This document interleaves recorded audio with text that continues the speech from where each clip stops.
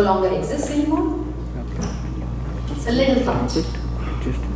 While we still focus on grades, tests and memorization, AI is already changing how the world works, how we learn, how we work, and how we think.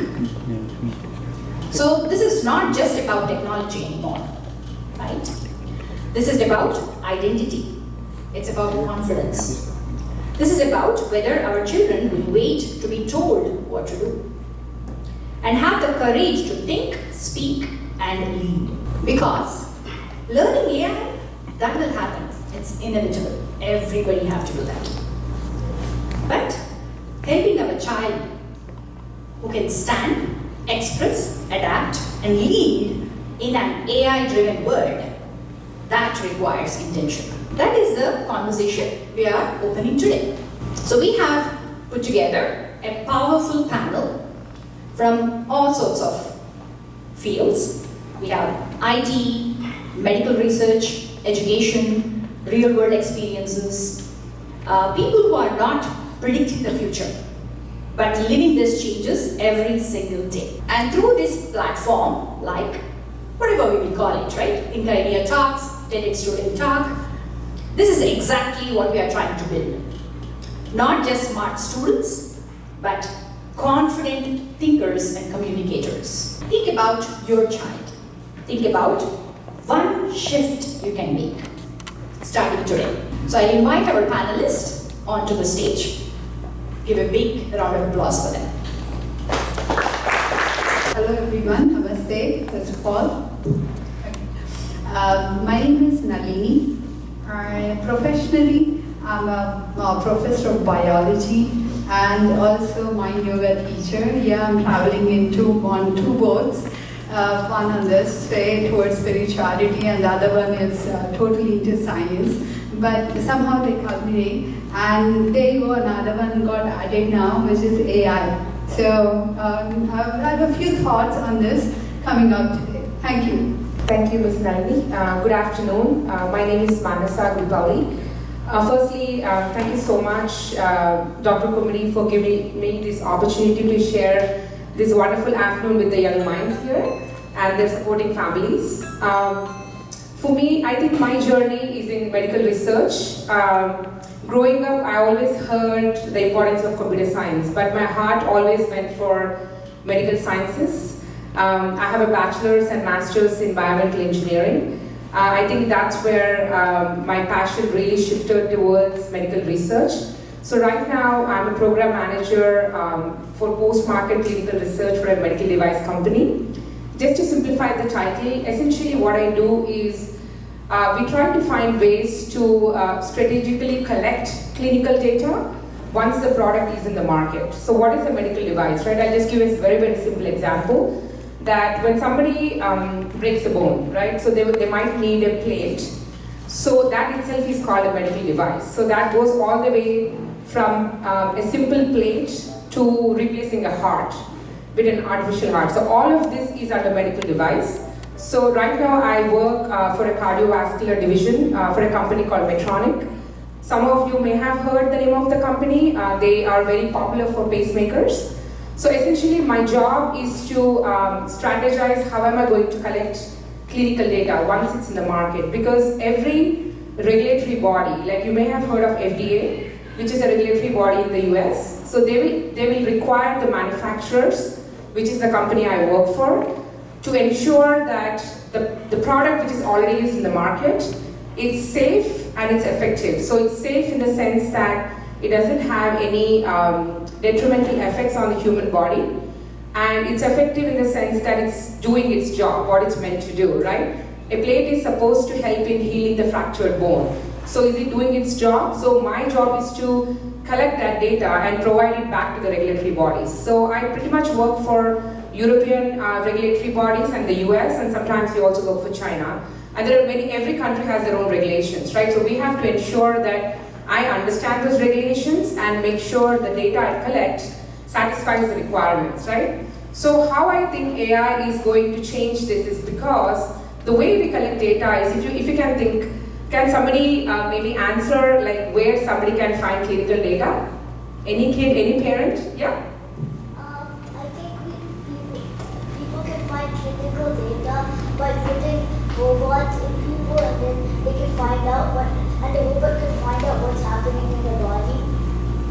Yeah, okay, that's a fantastic thought. So he actually went to step 3, right? So step 1 is actually the hospitals where you all go to get treated, right? That's where the data lies in. So where the data started is actually writing the notes on a piece of paper, right? When you think about generations ago. Right now, when I talk to various cardiovascular physicians, they are not even like, they don't even have to take notes even in their computer, right? There is an AI generated bot which is listening to what you're saying when you attend a doctor, right? And then the AI bot, which is not a physical thing, it's in the computer, it's installed in the computer which is used by the physician. And the AI bot is taking the notes on how I felt a month ago, how am I feeling now after the surgery. So, but I really truly do not believe that AI is going to overtake what I do, right? So that's just a piece of what I do which might be taken by AI, because the amount of data extraction tools which we use, those will be automated for sure. And I'm getting raced towards that speed, right? But somebody has to be there behind it to, it's essentially machine learning, right? So somebody has to train the machine on how to process that data. So I think that part I don't think will be ever taken by AI, but definitely the second part of actually extracting the data, that might be taken by AI. And we'll discuss more with any questions, but thank you so much. Good afternoon. Hey kids, nice to be here this afternoon. I'll just go with quick introductions and we'll talk about more in depth about AI. My name is Chaitanya. I just go by Tanya, which Americans find it easier. So whatever name you want to call by. I'm an engineer by my education. Been here in States for almost 15 plus years. My core is in higher education, IT in higher education. First, I worked as a full-timer in higher ed for 2 different institutions, universities. After that, 5 years ago, I had my own company, and with the advancement of AI, I have started an AI company. So I'm the CEO, founder of an AI company, which is an AI product in higher education. Again, I'm so excited to share that a kid came back in me with the advent of AI, advancement of AI. Is now it doesn't take long hours and years to learn what you want. AI makes it much easier. So that inquisitiveness, the engineering that I had, I just thoroughly enjoy my profession day in and day out. Well, I'll talk more after the introductions. Hello all, my name is Vansi Kanduri. I'm a Hindu priest, and I've been serving in the United States since last 19 years. And I was in Minnesota for a few years, and I was the first priest in Rochester, Minnesota, which has a Mayo Clinic, very popular, one of the world's top hospitals serving to the world. And my temple founders were like all the MDs and the professors and scientists who were in Mayo Clinic.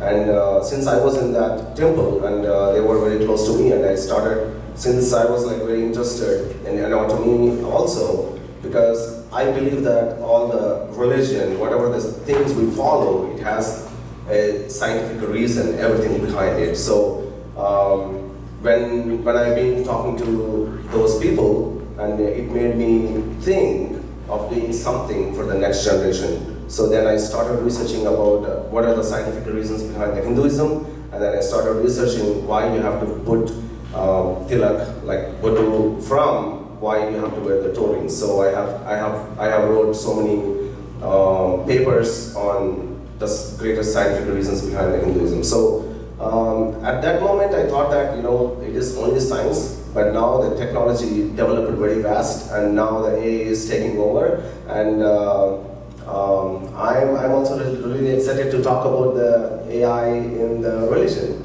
So we'll discuss more further, and thank you so much for inviting me here. Good afternoon, everyone. This is Praveen. So I have 25 years of IT experience, basically into quality engineering. Now I own a company called Spearsoft. I'm the co-founder and the CEO of Spearsoft, and also a passion reporter and an author, and also a speaker. So from the book point of view, recently I have written AI My Co-Founder. Then exactly the panel discussion, what it is, I have written how you can change, or how I have changed my company with using small things with AI. So with that said, and also I own this facility, Celebrations Banquet, and I'm also founder of Elevate Gen, which is for the high schoolers, mentorship, internship, and also conducting these kind of events here. This is more than a business, it's a passion, and along with Praveen, I'm working together. Thank you. So we'll start with our first question. So I wanted to ask, starting from 10 years, 15 years, you are in the job, like what have majorly changed due to AI advances? You can mention some tools which you use, how they can be useful for everyone, or generally, right? When we used to spend, let's say, 10 hours correcting the students' papers. So now it'll be easier, right? So we can pull it out and summarize and look at the summary and then give them more feedback and use it in a better way. Editing kind of came out, I'm sorry. But yeah, so those are some of the examples. So we'll kind of explore the AI advancements in that way. Okay? Maybe you can start from it. Yeah. So AI has definitely changed life here. If you see from what you do on a daily basis, writing an email, right? Writing an email is an important aspect of any engineer. You all agree, right? So using AI like Copilot or ChatGPT, everything, you need not spend much time.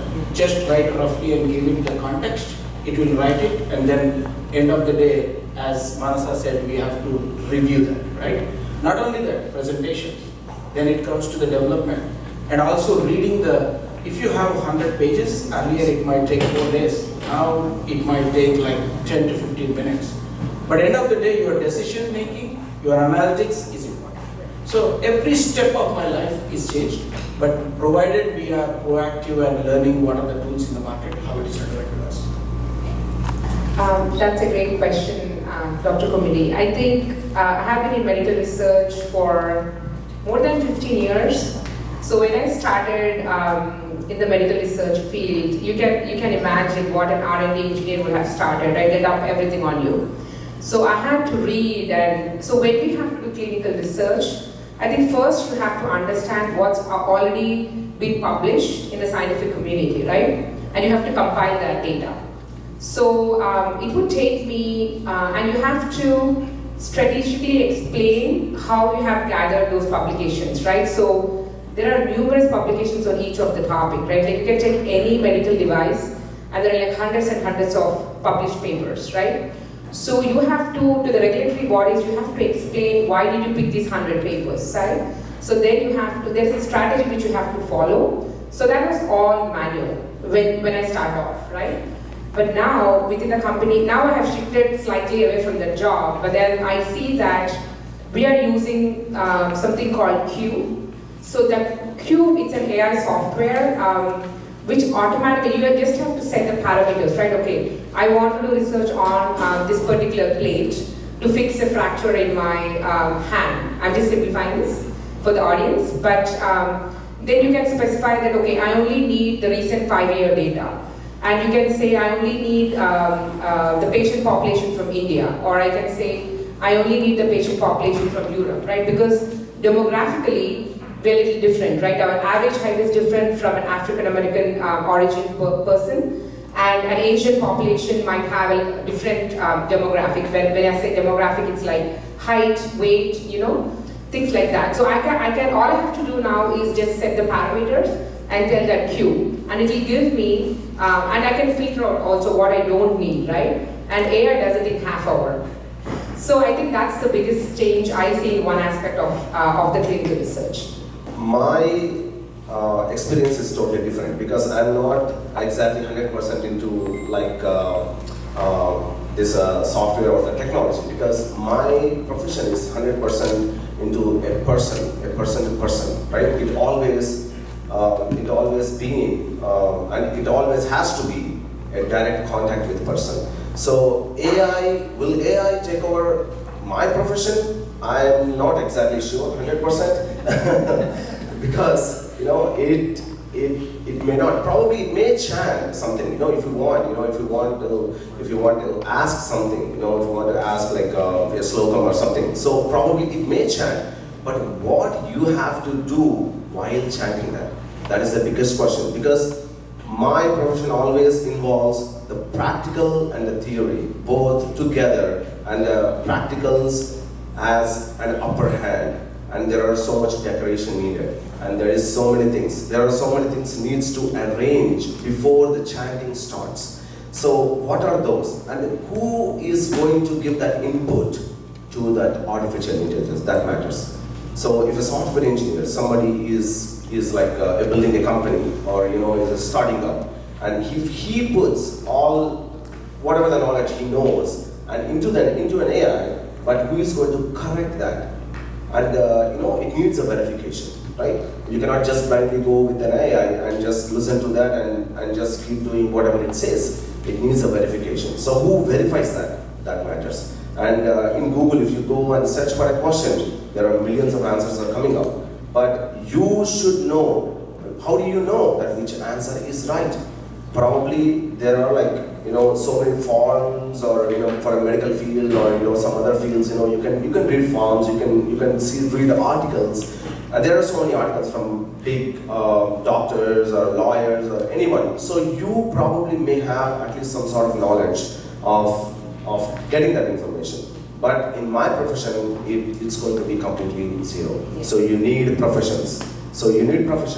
And probably, after 30 years or 25 to 30 years, because we are all in late 30s, and probably we may, when we get like 60s, and the technology may develop very, very fast, and then probably they need more inputs from all the experienced people and who've been traveling and who've been dealing with the different people. So especially when you come to United States, if you're in India, you deal with only certain area of people. But when you come to United States, it's totally different. You have to deal with the Nepalis and Gujaratis, Malayalis, Telugu, Tamil, Hindi, so many different languages, different mindsets, different cultures. So my profession is totally different, and I'm not exactly sure how AI is going to deal with this. I hope not. I hope not. Yeah, I hope not too. So this is robots probably may do something, but AI definitely cannot, because AI will not exactly know what that person's mindset is. So there is a device you need probably in future to read someone's mind. So probably that is the only thing that should not happen to this world. Otherwise, everything is going to go to a problem. So, but there is so much difference I have seen, after I came to US. I never expected that, I'm going to deal with so many different kinds of mindsets. And at that time when I came here, 2008, it was only very limited people at that crisis, right? 2008 biggest crisis, and now it's 2026. So many people came from different parts of the world, and it's very hard to. And first of all, people feel more confident when you talk to a person, and people feel more comfortable when they talk to a person, and then they try to explain, and they ask a different question. We ask, if we tell something, my profession always goes back and forth all the time, so it doesn't always listening or telling. So probably, we'll see the further discussion and see what something interesting I can do there. Just add one winding up.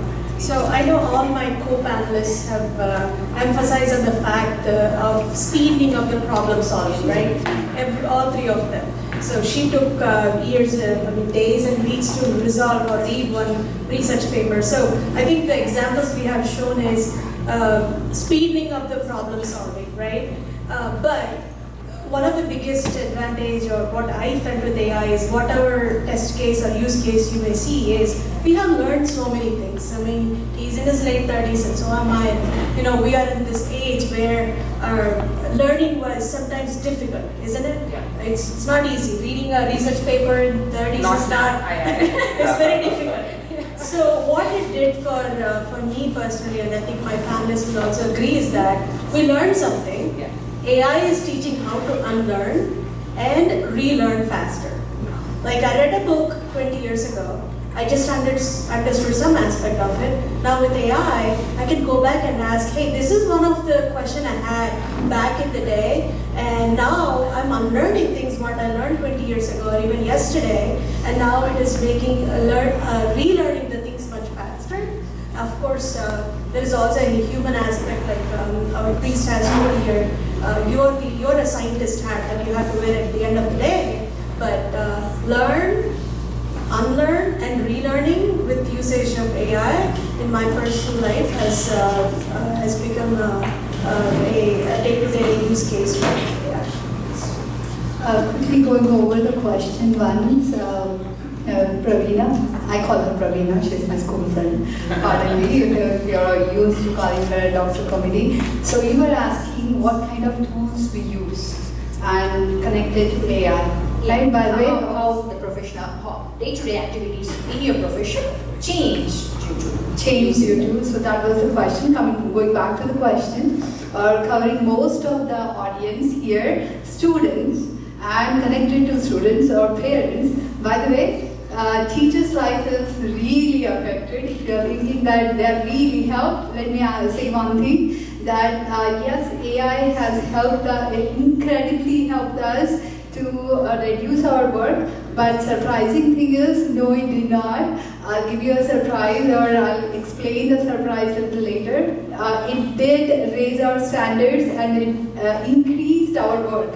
How? Oh my God, it did. I'll go over that later, or when I answer the other questions. Yeah, so we are kind of opening a lot of conversations here, and that was the whole point of it. So coming to my experience, right? So when been there, done that, so many things, all these years working in different places. But I was always, I feel like AI amplifies who I am. So you have to, of course, take time to train it and help it understand your thought process. Then it kind of becomes your extension, right? When I have done that with ChatGPT, basically, I use that a lot, and it's like an extension of it. It's part of my family, literally. Like, you know, if I get mad on someone, I will go tell it, like saying that this person, you remember, did this. And then we try to kind of, it's like my personal little secret friend who understands everything, every aspect of it. I know, when it comes to security and, you know, privacy, people are worried to use it, but come on, who am I kidding? Like, everything which belongs to us is out there. So how we can use the tools to save our time, right, and become a better person is what we look for. So I used to do a lot of introspection with myself, and journals were my friend. And now, ChatGPT is my friend. So I'll say like, okay, this thought is bothering me, or this person is bothering me, which should not, because I should be worried about me, right? So how can I come out of that? And it gives me questions, and I answer in the chat with it, and I feel much better. So, you know, just personally, what it can do versus like all this research, it's like, there is no way to imagine what it can do. I mean, how we use it is the whole conversation today, Vivek's. Let me go to the next question. So, knowing what you know. Now, if you were a middle schooler or an elementary student, what would you do? Becoming a child, right? So, put yourself in their shoes and say, what would you have done? Like, and I went through that all the way, like when my kids were growing up. When they are 21, 18 now, so they are all grown up now. But as they went, like, oh, my 10th grade, what did I do? My 6th grade, what did I do? You know, we always have those little flashbacks. So I want you guys to go and step into that age and enjoy. So maybe we'll start with Vamshi this time and then go around. In my personal opinion, it is definitely a confusion generation, the confusion time.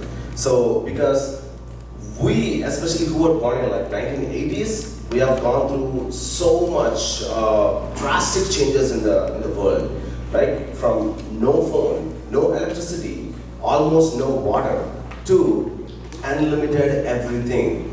And everything has changed. And you know, when I was a child, you know, I used to think that, you know, when I get a job, at least I have to own one car in my whole life. You know, that was my whole dream. But right now, my car drives by itself.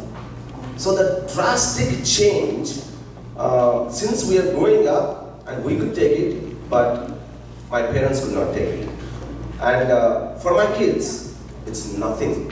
It's nothing at all. But if I am a middle schooler right now, and I would definitely listen to my parents first. Why? Because I'm not into completely 100% outside, right? I'm protected by 4 people or 2 people, 3 people in the whole family.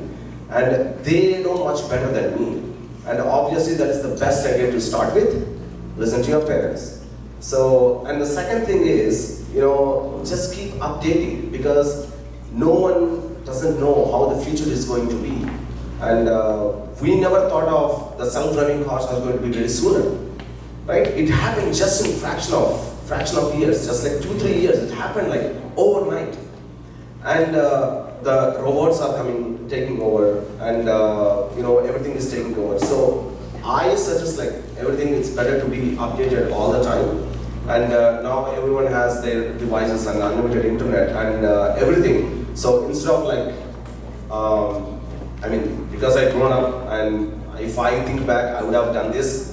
But if I am a schooler right now, I would definitely enjoy. But at the same time, when I always used to think about, not only just me, people who are right now in this age, they used to think at that time, how my future is going to be. We used to have a big $1 million question. I forgot everything what I read in 10th standard, and what job I'm going to do in future. So that is the biggest question. So I forgot everything. Exams are done. I forgot everything. What should I do now? Because you have no idea what to do. But there is like a lot of open sources nowadays, and people are utilizing, kids are utilizing it. And like, for example, this show. We never had these kind of shows when we were young. And this is very beautiful, and it's an open show, and it gives more confidence, more boosting for the kids. And I would definitely utilize all these kind of sources, first of all. And then I always try to be in the world, and I always try to keep asking questions, because there are so many questions in future. Keep asking questions and try to be in the world, and ask your parents for the updates, what's going on in the world, at least if you do not know what's going on. Okay, so that's what I would do if I'm like in 6th grade. That was a wonderful answer. You made me recollect everything that I was when I was a child. I bet he did for most of you. So growing up, I was called a question bank. So you can understand, I used to speak a lot or talk a lot and ask many questions, and people around me were really not able to answer. They used to suggest not to speak. So if I could go back in the past and I could suggest myself, my younger self, what to do, I would say these 3 things, I think 3 or 2 things, let me see. One thing, think less. Think less. Can we even do that? Try. And definitely speak less, because ChatGPT is there. We need not ask anyone, right? And third one, again, if I have to suggest to my younger self, be silent. If I cannot meditate, then be silent. Silence is so beautiful. I enjoy it now. I wish I could tell my younger self that. That's all. Well, how many middle schoolers are here? Raise of hands. Okay. All right. What do you guys do right now? Which AI tools do you use? Copilot. What do you ask Copilot? That's okay, get ready. Yeah. Anything. What do you ask Copilot today? Who is another middle schooler? What do you do now?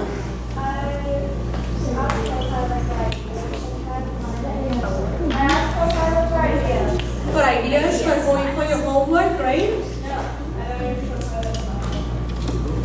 Do you use? She doesn't use. She doesn't. But she asks for ideas. For ideas, okay. Give me just one example, an example of an idea.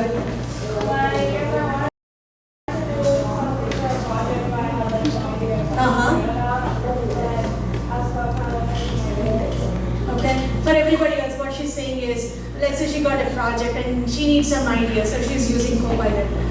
One more here. Homework, okay. But do you ask Copilot to just do homework, or what do you ask? Sorry? To Explain the concept. Okay. Who else? Yes. Ideas for projects. That is exactly what I would do in middle school. What you guys are asking, Copilot or ChatGPT. Mom and dad can only know so much.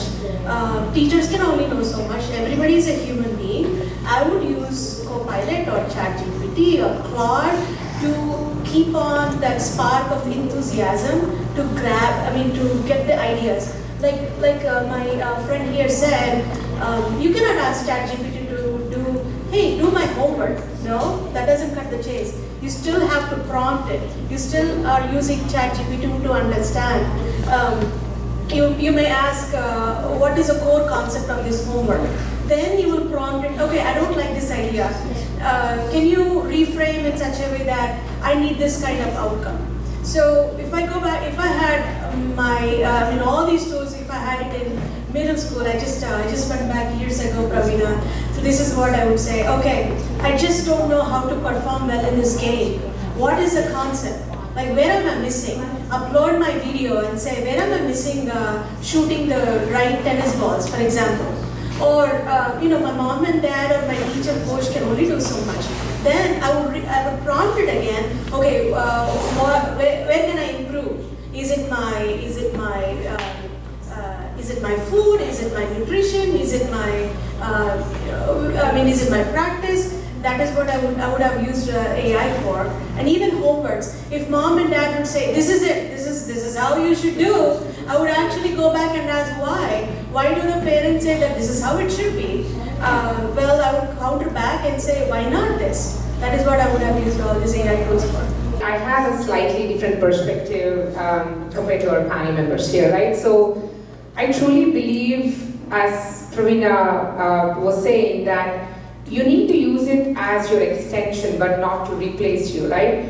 You still need to have your basics strong. I truly believe all this machine learning, which is another term for AI, it's based on the basics, right? Like, for example, a surgeon can use a robot to do a surgery, but how to do the surgery is taught by the surgeon to the robot, right? The surgeon has to know what is the right way to go, which way has to navigate the robot.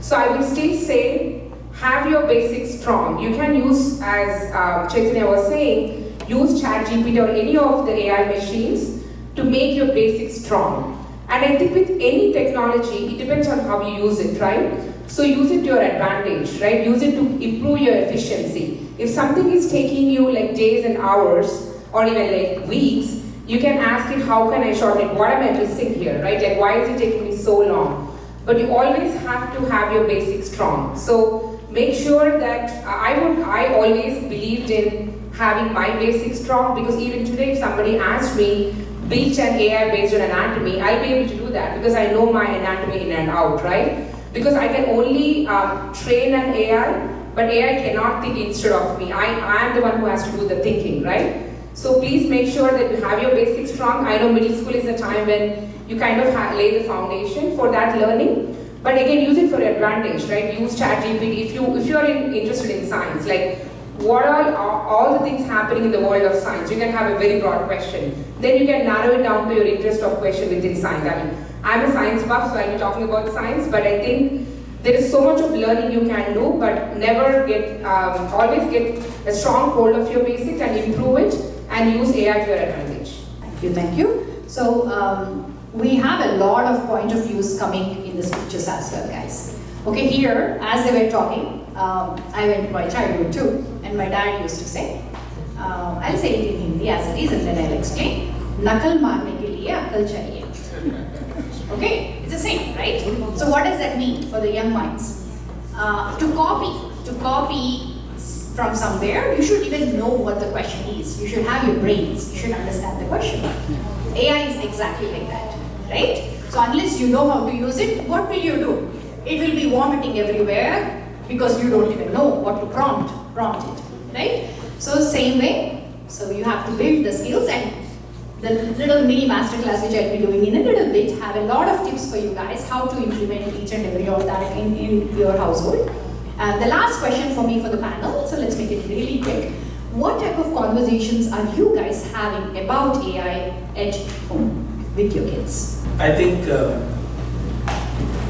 first of all, before that, I just wanted to add to your thought, the copy concept, right? If I go to my child, if I were to understand my nature from them, I would do 3 things for sure. One, how to be creative than any other student, and how to impress my teacher so that your life will be easy, and then how to get my pocket money so that I can maintain my girlfriend, and how can I impress my girlfriend. That would be my 4 things for the previous question. And coming to the question, how are you discussing with your child? It is very tricky. You know, when I speak to the kids and see what they are doing, definitely they will ask everything. They had something, situation in their school, and they try to type and then understand that. Only one thing I say to that, to my kid, understand this ChatGPT is your assistant. It is not your final decision maker. You can get the concept from it, you can understand, but ultimately you have to talk to your parents to understand whether you are going in the right path. And also try to explain small things, how you can be more creative, what it can be useful, what it cannot be useful. If it is anything to your studies, it can add value, please go to it. But don't take any decisions based on it. That is the key thing I would tell my daughter every day. So basically, I don't use AI so much. My wife uses a lot than me, and my kids also. And even she named her ChatGPT as a Chinnu. And whenever I try to ask something, no Chinnu, this one, and you know, I just don't use it a lot because I love to Google, you know, instead of using ChatGPT. Because I can, while searching for my answer, I can scroll up for so many questions and so many answers in the Google. So I feel it is much better than ChatGPT. So for example, you know, if you Google something, scroll up and you get the related so many questions, right? So like, what is it for? And who invented first? And I think for me, for myself personally, I don't enjoy ChatGPT a lot because you know, it doesn't generate any questions in my mind. So it is like easy, super easy, lazy thing. The worst lazy thing I have in my phone is ChatGPT. I use it in a very, very rare scenarios, like, you know, if I want really quick answers. But at the same time, if I do not have time, to Google and go through all the forums and, you know, everything, so then I use ChatGPT at that time. And ChatGPT or AI is definitely very helpful, and it has a both ways, you know, it definitely helpful and it is not. So how much information it is gathering from us, and if the answer is true or not. So you need to have a proper, as he said, you know, you need to have a proper basic knowledge on what you are searching for. So if you do not have a proper basic knowledge on what you are searching for, then it is waste of searching. So ChatGPT, in my opinion, it's not to learn everything from basic for intermediates. You know, at least, you know, we have knowledge on something, because I do not completely 100% go on the answers if I do not know any basics. So, but it is very helpful, and my kids definitely, you know, they enjoy talking to ChatGPT, of course, and they keep asking me questions. So sometimes when I'm busy, you know, I give ChatGPT to my son, and he asks the same question to ChatGPT, and he get answers. But at the same time, you know, he come to me and he tell me, okay, this is an answer. Then if it is correct, then I tell him, you know, this is right. And if it is wrong, then I try to correct him and or you know, expand the answer or shorten the answer or something like that. But we use, my kids also use, but they're in like elementary right now, so they are not into that techie a lot. But probably in future, I'm not exactly sure how it goes. Yeah. Yeah, my daughter is a 4th grader. I'll give a small example of how, and I'm also fortunate that since I'm in higher education, I have kids who are much older too. as simple as from the fun to learning, as well as, like as I said, unlearning and relearning along with her as a parent. For instance, the other day we're talking about food and nutrition, and being a kid, she doesn't want to take some medication. So I said, okay, let's find out what happens if we don't take this medication or supplements. Okay, that made her think, and instead of just mom telling her, we opened up and said, a little difficult with Google sometimes, but it consolidated in AI tools. So we consolidated and asked, okay, ask a question back. What if these levels do not rise? I'm talking about vitamin D, for example. And then I could see a spark in her, and I guess all the kids sitting here might be doing the same. It prompts you to think, okay, it's not just mom and dad saying it for the sake of saying it.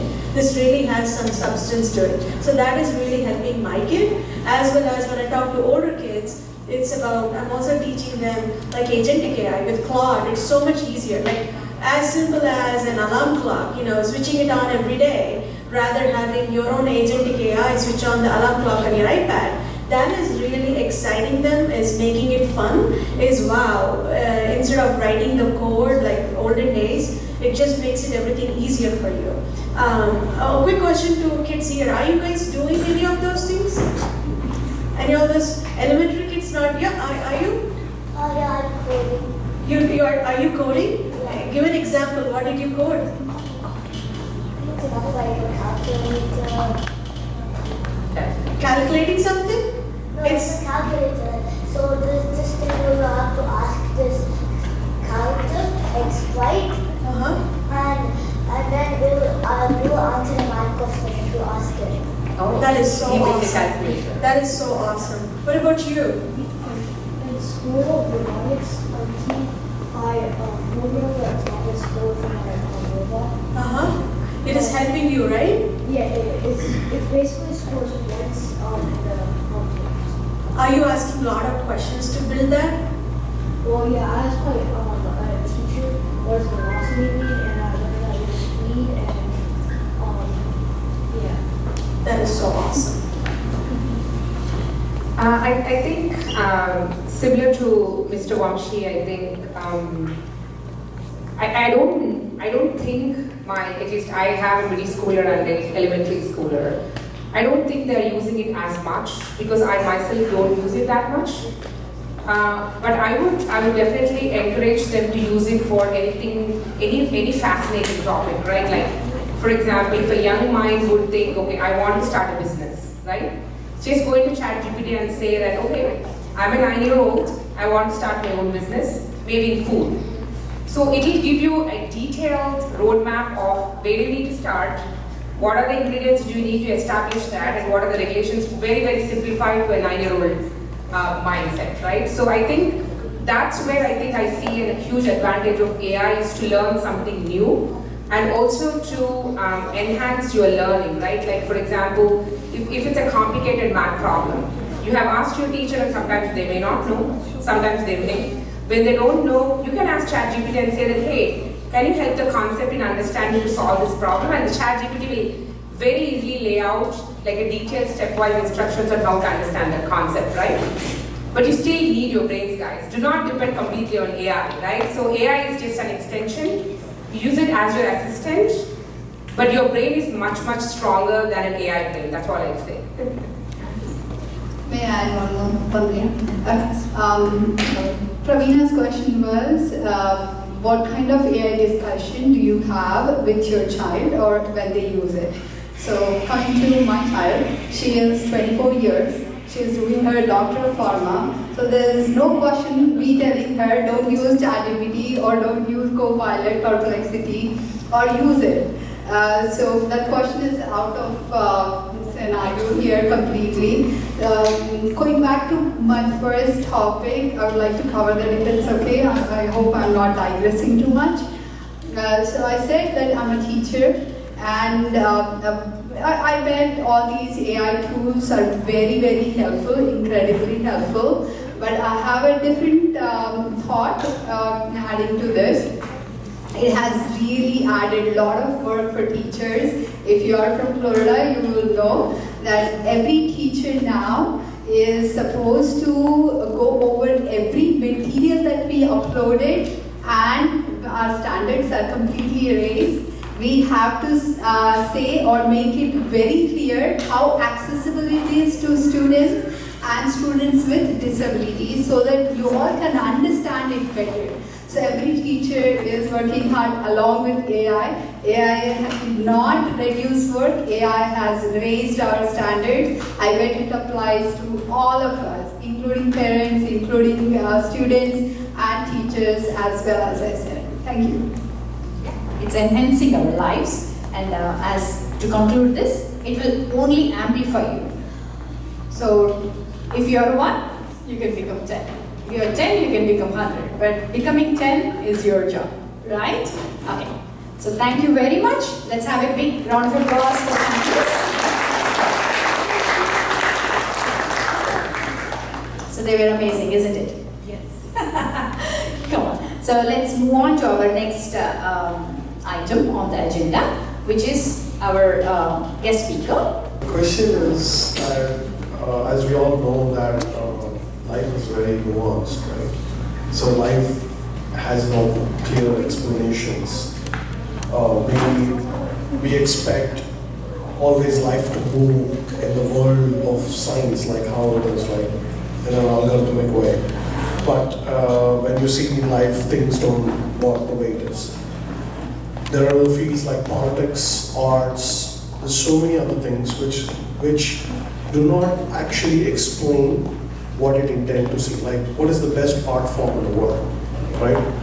Political issues. You see, you can interpret a political development in multiple ways. There is a left, there's a right, there's a center. The problem with AI, what I find is that AI has been trying to color it based on the way the AI owners work, like Google or whoever it is, confusing children a lot. A lot of children tend to, especially the middle schoolers and high schoolers, especially they have to write papers. They read about, like I'll give you an example of, for example, we are all Indians, we know about what happened in 1971. Now, Pakistan has a narrative, India has a narrative, Bangladeshis have a narrative, world has a narrative. Kids get confused. Do they follow the US narrative, Pakistan's, Indians? Whose narrative is right? Who is speaking the truth, right? Does AI really tell us who speaks the truth, right? Which is where I find the biggest problem with today's AI. And the second issue, which is what the question to the panelists is, how do we solve such kind of problems?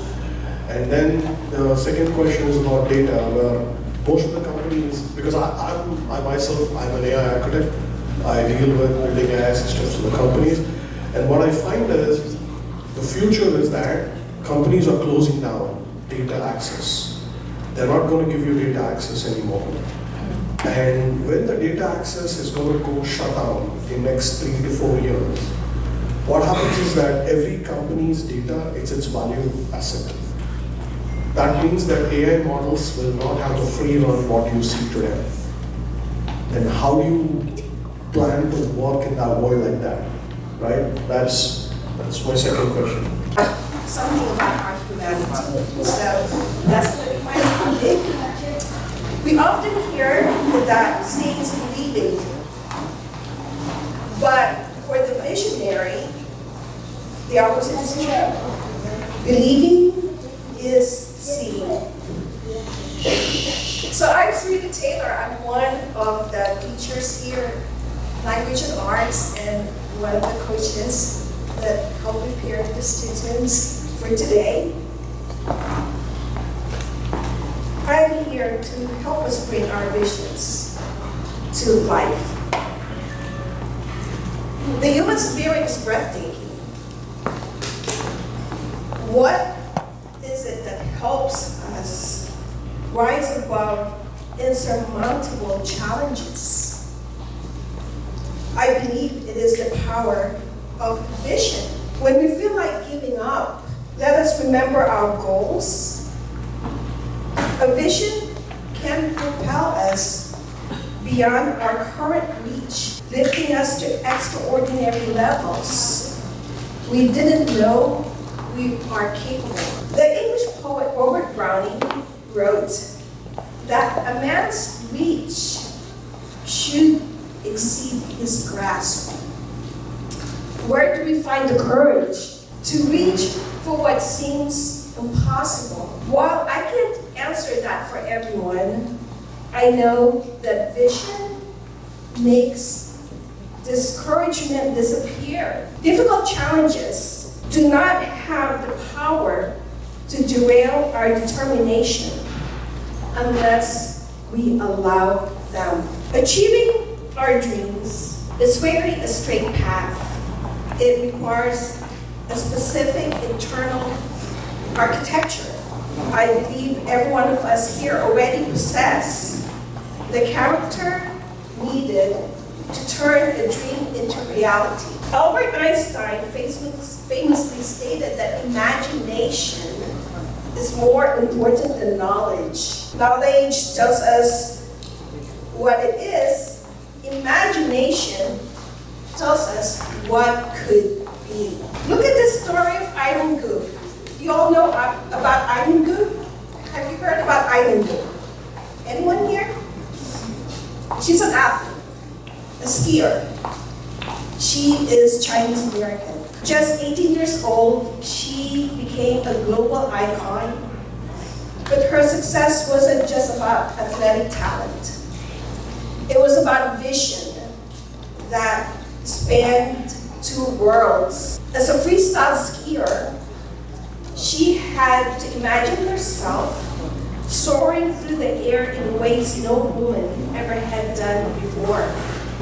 But more than that, she envisioned herself as a bridge between her American and Chinese heritage. Despite immense pressure and public scrutiny, she stayed locked into her why.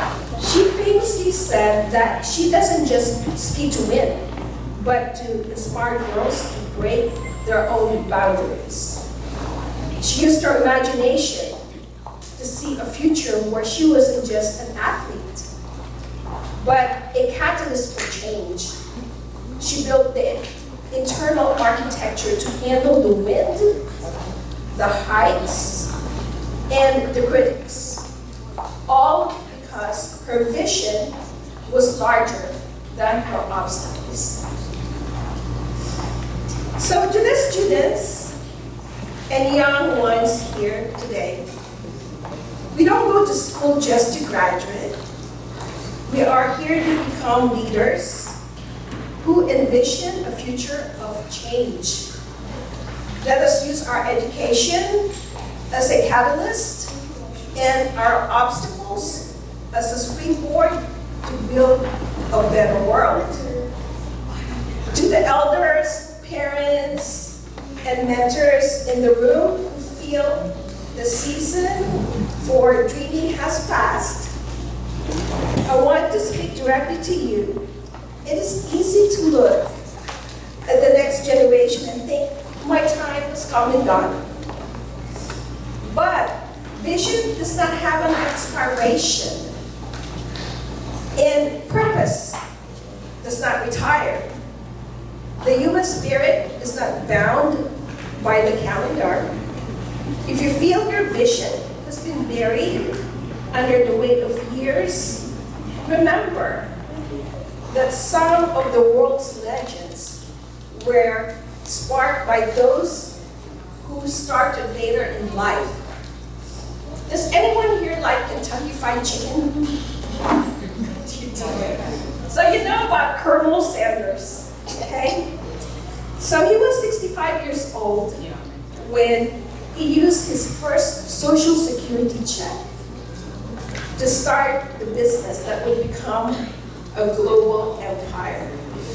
His persistence through hundreds of rejections and even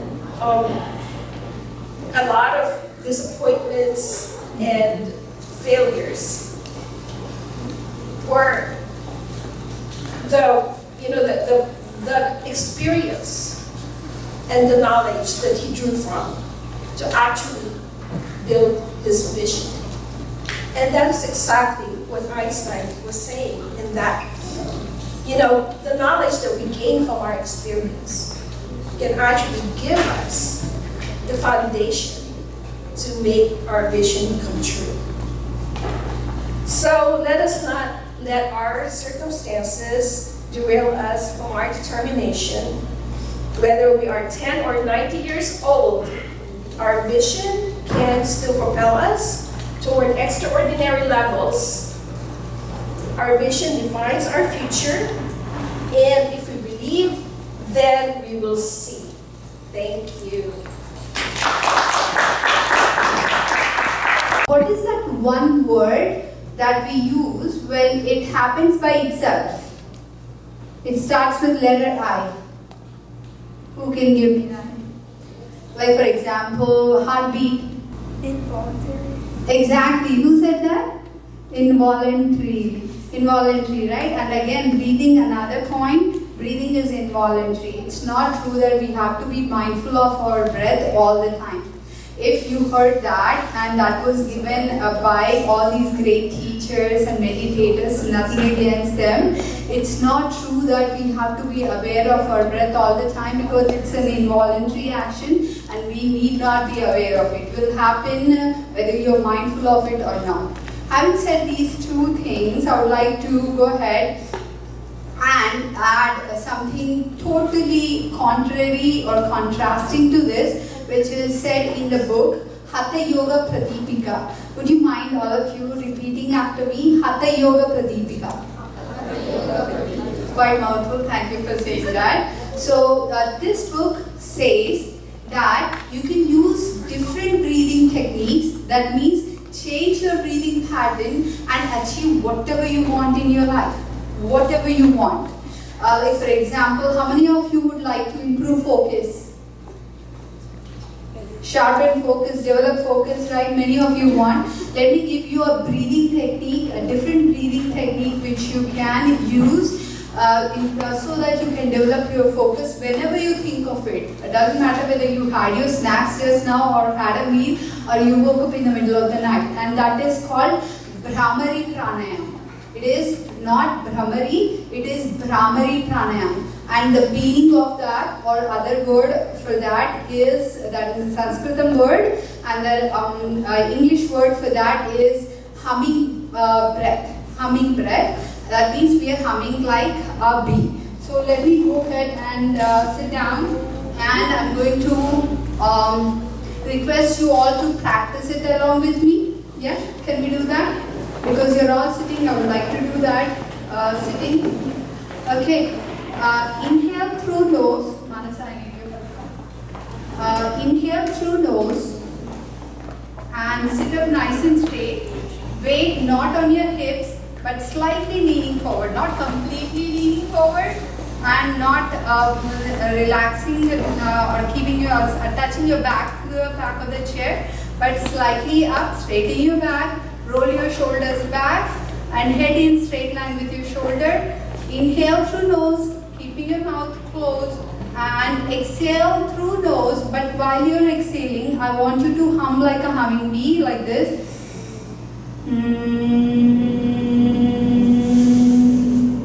Shall we do two more times? Yeah? You can do it along with me 2 more times. Inhale through nose.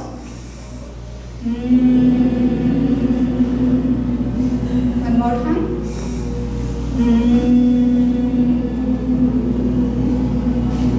This is such a good exercise, trust me. If I want nice toned muscles like Bahubali, you all know Bahubali, right? I can get that. I'm a black belt, trust me. I can get those. But and I have to lift heavy weights and eat proteinaceous diet, then I'll have nice toned arms, right?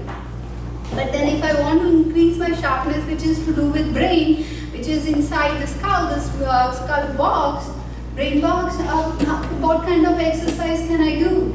This is the kind of exercise that we can do, which is humming. And quickly, to cover the rest of them, let me ask Praveen,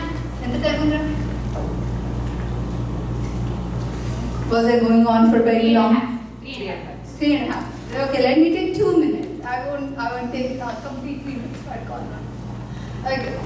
And the other ones are, I bet many of you are tired many times and we don't have much time to relax. At that time, what you can do is deep breathing. You can do it along with me. When you inhale, expand your belly, let the belly bulge. And exhale all out, as much as you can. Exhale it all out. Inhale, exhale more. Inhale love, exhale more love. The world needs love, right? So inhale kindness, one more. Inhale kindness, exhale more kindness. World needs it. And one more. When you are really hot and there are thermostat wars going on at home, right? Somebody needs at higher temperature and somebody needs at lower temperature, and one goes through menopause. At that time, hot flashes. I think it is called hot flashes. We are feeling very hot because somebody likes hot weather or AC is broken. At that time, we can do something. You know that? And there is a solution for that, and that solution is clench your teeth and breathe through your teeth. Do you feel instant coolness, right? I hope coolness is the right word. Exhale through nose. Inhale through teeth. Exhale through nose. Inhale through teeth. Exhale through nose. If you feel cold, or if you want to feel warmer or hot, you are all hot. But then if you want to feel a little more warm, then what you can do is Kapalbhati, but you're not allowed to do that now because many of you had snacks. With full belly, we are not allowed to do it. So what I'm trying to say is in breathing, yoga kind of breathing called pranayama, which is expansion of your vital energy, life force that is going on in your body. You can use that to achieve whatever goal you want. Heat up your body, but bring in some heat or cold, or sharpen your focus, and also relax whenever you want. Like this, there are many more, and if you want to look up how to exactly do these or what are the names, you can go to my channel. I can give the channel name later. And also you can look up my name, Nalini Om, on Google. You'll find things about breathing and channel as well. And also you can always contact me if you have any of these goals. And with that, I would like to add one more thing from Hatha Yoga Pradipika book. It says that Pranayamena Yuktena Sarva Roga Kshaya Bhave. I'll repeat that.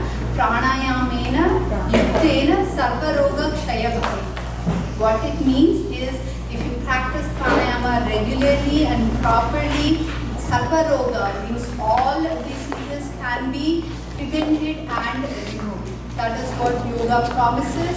With that, be kind, be mindful, be happy, and namaste. We have 3 speakers joining our group. You might see something that makes you stop and think. Some people have so much, while others have almost nothing. You might see a homeless person struggling just to get through the day, and it makes you wonder, why is the world so unfair? The truth is, we may not always be able to fix every problem in the world, but there is one thing every single person can choose to do: be kind. My name is Praveen, and I'm talking about the power of kindness. Kindness may seem like a small action, but it can have a powerful impact on both the person receiving it and the person giving it. Firstly, kindness can have a powerful impact on the people around us. Simple acts, like giving a compliment, can completely change that person's day. Even though it may seem small, you never know what someone else might be going through. That one moment of kindness might be exactly what they needed. What's interesting is that kindness doesn't just help the person receiving it, it also helps the person giving it. According to a 2019 Harvard study, it shows doing acts of kindness can actually boost happiness and overall self-well-being. Treating each other with kindness and respect creates a more positive environment where everyone feels better. Second, kindness has the power to spread. Doing acts of kindness can create a ripple effect that reaches many people. According to research from the University of California, Berkeley, led by Song Jung, it shows when people experience kindness, they're more likely to pass it on to someone else. Think about that for a moment.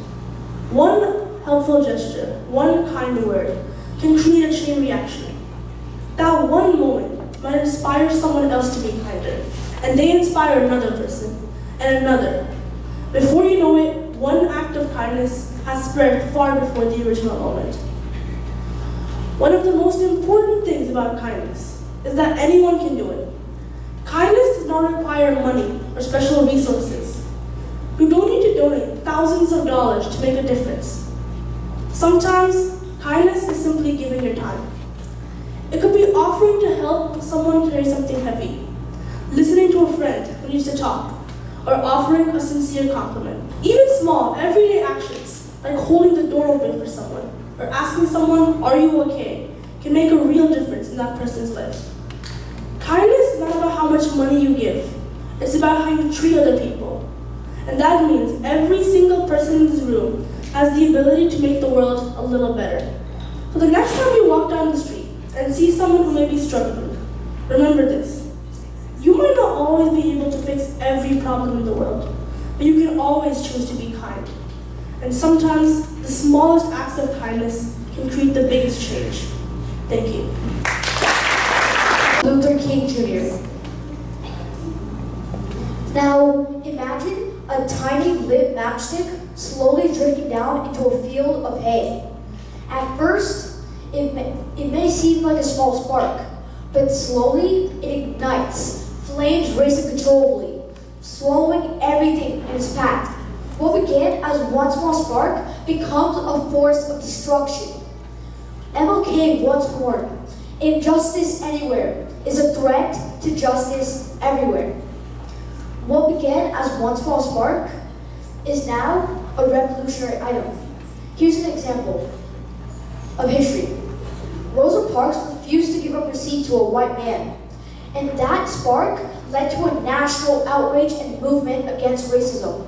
MLK led that movement. In more recent times, we see this again.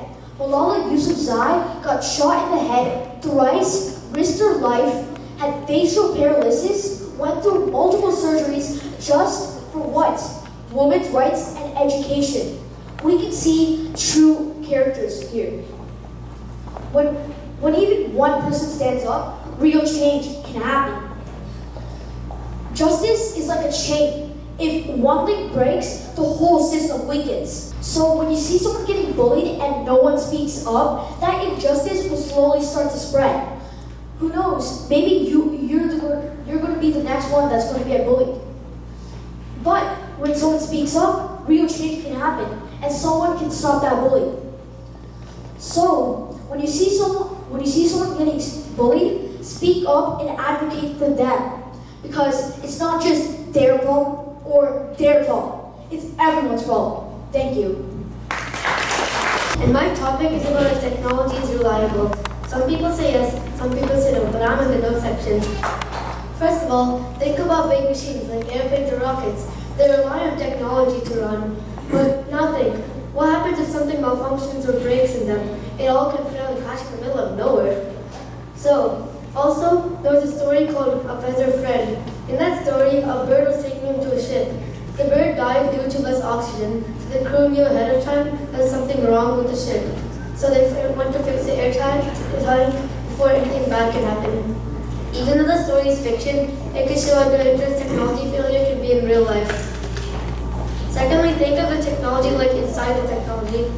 For example, social media. Social media can harm one emotionally or physically.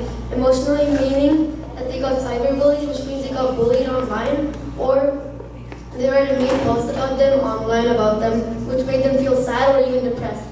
It could be bad for someone who is not the right age for something that they're not supposed to do yet. In the text called That's Not Progress, it talks about how bad social media can be for one that's under 13 or whatever the age recommendation is for a platform. Also, lastly, think of things like the internet. ChatGPT can give a lot of wrong things, even the whole internet. To be precise, about 62% of the internet gives you wrong stuff. Imagine how much wrong stuff you probably use in your life. ChatGPT can give you a lot of wrong stuff too. One time my teacher told us that she used ChatGPT for a lesson plan. Out of 10 ideas she gave it, only 3 were actually correct. Now, see, if she gave us the wrong stuff, we would have been learning the wrong stuff. And also, one time my friend was looking at an answer during class because he didn't know what it was. When he told the answer, he got it wrong. Because he didn't check what the correct answer was, he just used what he got online. These 2 moments showed me that we can use technology, but we still have to think for ourselves. Technology can do so much things for us, like watch videos. It also can help us communicate with others and keep in touch with friends and family. But it's only as good when we actually use it for good stuff and not like wrong stuff. Technology is amazing, but the only most reliable resource we have is our brain. Thank you. Have you ever opened a book and suddenly felt like you're inside another world? Well, that's the magic of books. Hi, my name is Ananya, and my talk is all about the magic of books and why books can be one of the most fascinating things in the world. Books are like doors to different worlds where you can see dragons flying in the sky, mermaids swimming in the ocean, or even heroes going on incredible adventures. Books are sometimes like an exercise for your brain. Scientists say reading books can help your brain become stronger and calmer and healthier. Books are really healthy for your brain. It can help your brain it can help you have more vocabulary, more language skills, while having fun at the same time. If you're ever sleepy and it's your bedtime, if you're ever not sleepy and it's your bedtime, you can always grab a book and read it. You'll start falling asleep in no time, and your eyes will fall asleep in no time. So one of the favorite things I like about books is the stories. Let me tell you about one of my favorite stories. There's this boy named Jonah and this girl named Abby. They discover a secret portal in a mirror in their basement. And then they discover in midnight, when they knock 3 times on the mirror, they can go to different fairy tales like Jack and the Beanstalk, Alice in Wonderland, or even Neverland.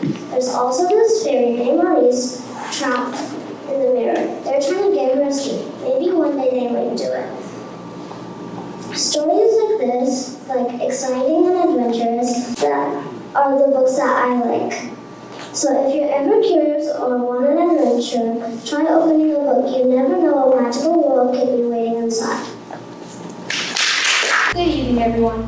My name is Trisha Changamoli. I have a question for y'all. Should schools use AI? It's a question that many parents, students, and teachers are debating about today. Some people think it should not belong in classrooms. Others believe it could change the education for better. Before we quickly say yes or no, we need to think carefully. AI can be a powerful tool, but unlike any tool, it depends on how we use it. So tonight, I want you to think not just whether should schools use AI, but how it might shape the future of learning. First, AI can be helpful in schools. One reason is AI can help teachers support students at different learning levels. Every student learns differently. Some students need extra help, while others are ready for more challenging work. AI can help teachers provide easier activities for students who need extra help and for students who want more challenging work. This allows students to learn at their own pace, build confidence, and reach their potential. My second reason why AI can be helpful is AI can help prepare students for the future. AI is becoming important in many careers like healthcare, business, technology, and engineering. Learning how this works now makes the students be prepared for the future. For instance, let's take a teenager as an example. She is working on a presentation for a job interview. She could ask AI to help improve it, not to do the work for her, but to help improve it. My third reason why AI can be helpful is it helps with studying for tests or quizzes. AI can generate practice quiz problems, flashcards, or summaries of lessons. This makes students review important information and check their understanding before an exam. For example, if I had a biology test and didn't understand something, I could ask AI to repeat that same topic in a more detailed or easier way to understand, or ask it to generate practice problems. So even though AI has some good benefits, there are some problems we need to think about. One problem is AI can make cheating very easy for students. Students can quickly generate answers, essays, or even assignments by using AI. This creates an unfair situation where students who may cheat get the same grades as students who worked hard. For example, let's take Sarah. She secretly used AI for a quiz, and when she turned in her paper, she got the same grades as the people who worked really hard. This creates an unfair situation. And my third and final reason why AI can be harmful or not good for schools is AI is not always correct. Sometimes AI might give outdated or incorrect information. If students only rely on AI without checking reliable sources like textbooks or trusted websites, they may include false information. For instance, let's say a student is working on a presentation. They can ask AI for a question. AI might give an answer that sounds believable but is actually wrong. And when that student put that question in his presentation and double check, they found out that they included false information. So what does this mean for schools? AI can be helpful but harmful at the same time. But in my opinion, I don't think schools need AI, but it can be helpful if we use it the right way. Thank you. My name is Pranav Satyamurthy, and today I'd like to speak about access to clean water. You can live without food for around 2 to 3 weeks, but without water, you can barely live for a few days. Water is vital for survival, yet millions and billions of people don't have access to clean water because of contamination of water sources, lack of infrastructure, climate change, and many more. Because of this, many people are dying by the millions. This is an issue we need to address so we can start helping. There are many reasons for why clean water isn't easily accessible, but let's just go over the major ones. First, there's pollution. Around 2 million tons of waste enters water sources every single day. That is the equivalent of 2,000 Eiffel Towers. This makes it hard to purify water without proper treatment systems. And then there's lack of infrastructure. Since many places around the world experience a lack of infrastructure, their water isn't stored properly, which can lead to diseases such as hepatitis A, Pontiac fever, and many others. Finally, there's climate change. Climate change causes unpredictable rain patterns, floods, and droughts. To solve this, our government and community both have to work together. First, we should invest in water treatment systems. This can range from aquifers to regular filters at our home. Then our government and organizations must work together to improve sanitation and waste management so we can prevent factory runoff from getting into our water sources. Education is also important. Teaching our community about water conservation and disease prevention gives them an idea of what we're up against. Clean water is not just something you can live without. You need it, but there are still so many people struggling to find access to clean water. If our government and community both work together, they can pave the way for future generations to have access to clean water. Thank you. Soccer is one of the most famous sports in the world. More than 2,000 years ago in China, soldiers used to play a game called Jusuju. It translates to kickball. In this game, Chinese military soldiers used to kick a leather ball into a small net as part of military training. This sport eventually spread to ancient Greece and Rome and developed into the sport we all know today as soccer. Hello, my name is Praveen, and today I want to share why I think soccer is such a great sport. The first reason soccer is great is because of teamwork. Imagine this.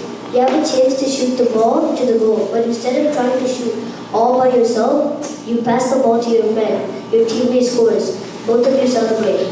In that moment, you realize winning feels even better when both of you work together as a team. Another reason soccer is great is because anyone can play it.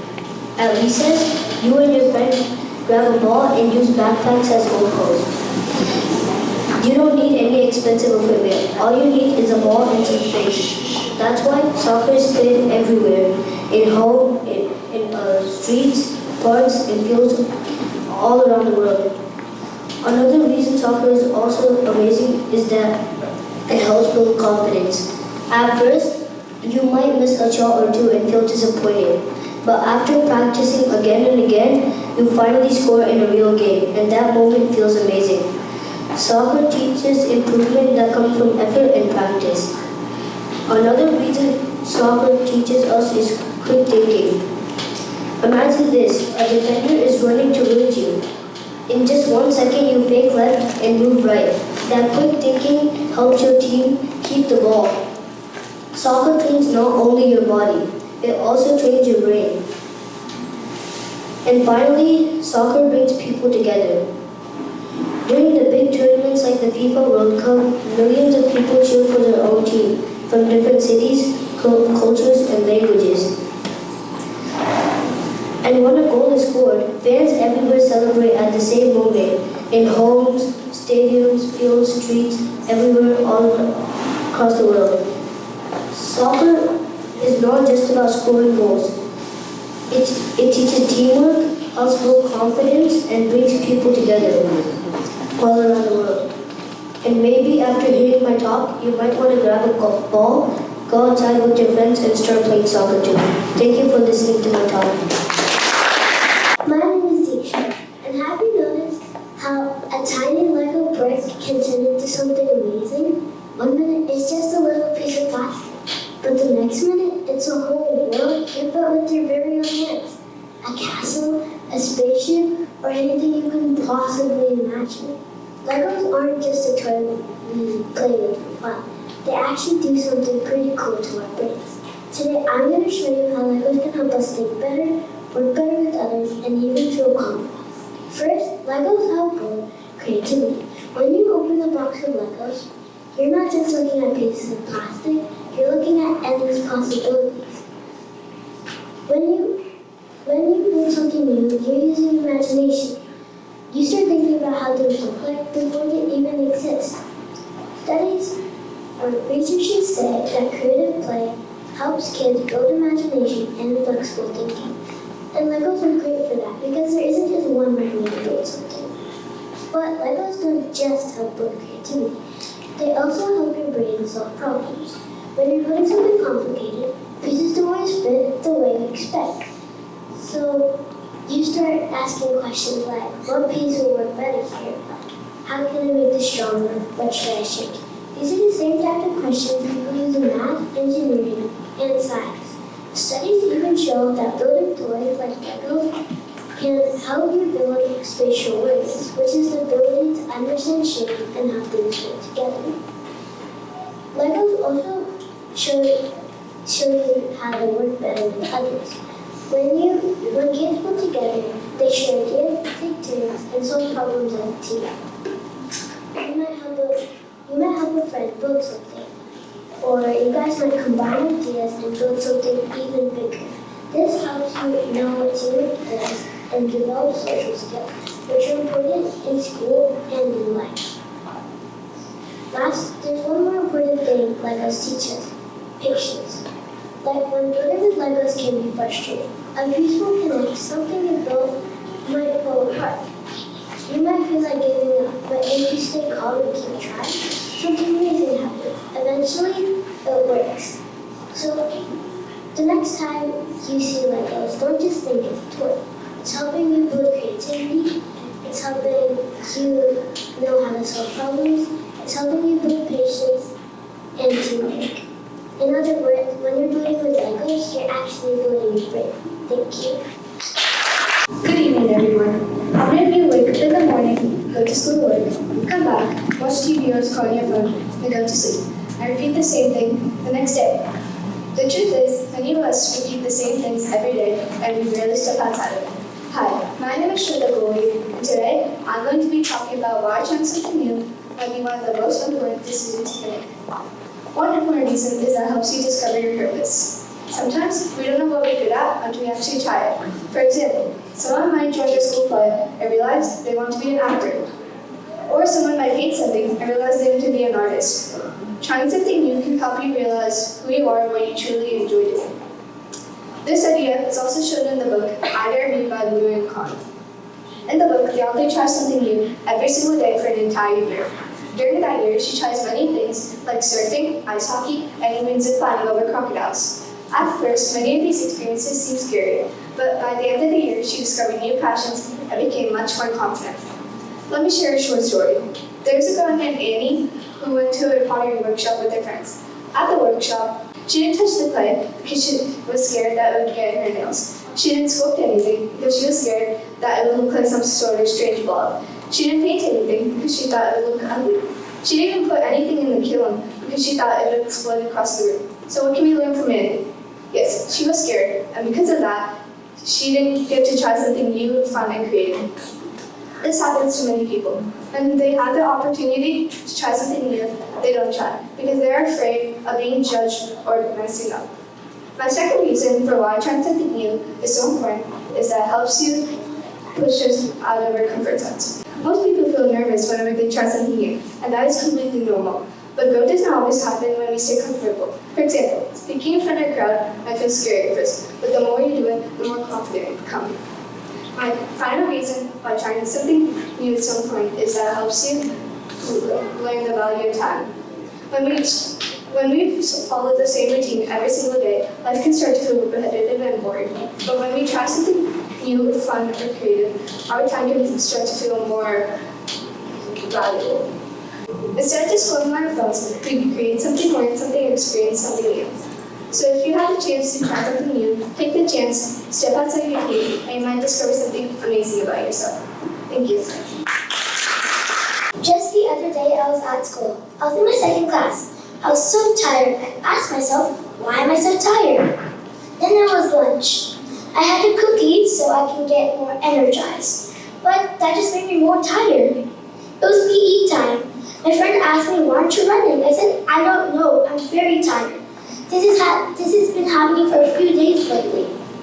I was curious, so when I went home, I researched. According to my research, all that sugar I ate in school made me tired. To avoid this problem, you should have a well-balanced diet. A well-balanced diet has three things: protein, carbs, and fiber. Protein helps you build muscles and it repairs them. Carbs help you feel energized. For example, it can help you play, it can even run. It even helps you focus in school. Fiber helps you clean the inside of your body. Like for example, it can help you avoid stomach aches, fevers, and colds. Protein can be eggs, tofu, and beans. Carbs can be bread and rice. Fiber can be fresh vegetables, fresh fruits, and chia seeds. The most important point is water. Water helps you feel hydrated. Each day you should at least drink 9 to 10 cups of water so you don't get dehydrated or you don't get a headache. This helps you a lot because it can lead you to a healthy life and this can be an everyday, daily thing. In conclusion, if you have a choice of picking a food that will nourish your body or harm your body, I would suggest you picking a food that will nourish your body. Thank you. Imagine a kid lying in bed late at night. The room is dark, but their face is glowing from the light of their phone. They keep on scrolling, and suddenly they see something scary, inappropriate, or something that makes them feel bad about themselves. They freeze. They don't know what to do or who to tell. They weren't ready to see this at all. Hi, my name is Vihan Said, and today I'm arguing that kids under 14 should not use social media because it exposes them to risks they're not prepared to handle yet. Social media may look fun or harmless, but for younger kids it could be confusing and even dangerous. Kids under 14 are still learning how to manage emotion, control feelings, and understand the world. Yet, social media shows them filtered images, inappropriate videos, and strangers who might try to contact them. As Zendia Coleman once said, "Don't compare yourself to what you see online. It's not true." These exposures can harm kids' sleep, mind, and how they think about themselves. One major problem is sleep. Kids need constant healthy sleep to grow, learn, and stay focused. Yet, social media makes it incredibly easy for them to stay up far too late. What starts as just one more video quickly turns into midnight or even later. The bright screen tricks your mind into thinking it's still daytime. So even when they want to sleep, they can't. Studies show that kids who scroll before bed sleep less overall. And teens who scroll 4 or more hours get below a healthy amount of sleep.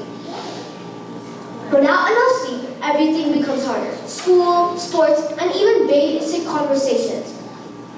I've seen kids at school who can barely keep their eyes open because they're on TikTok or Instagram all night.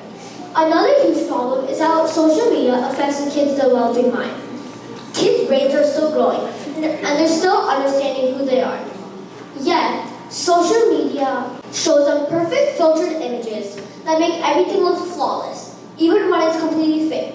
They start comparing themselves to things that aren't real, which makes them feel bad about themselves. Studies show that anxiety rises quickly when a screen time of 1 hour raises by 10% and 5 hours raises by 60%. Their kids are not able to handle that kind of pressure without any emotional tools. One of the biggest problems is how social media lets cyberbullies come to you. About 1 in 3 kids have said they've been bullied online, and many don't tell adults because they feel scared or embarrassed or unsure what to do. A study from Oxford University found that 33% of people aged 25 and younger have experienced cyberbullying, blackmail, or threats on social media. Kids under 14 simply don't have the emotional tools to deal with pressure that comes behind a screen. And because bullies can hide behind fake accounts, it becomes even easier for them to hurt others without any consequences. Kids need to grow up safely. They deserve to feel confident and explore the world without being exposed to things they're not ready for.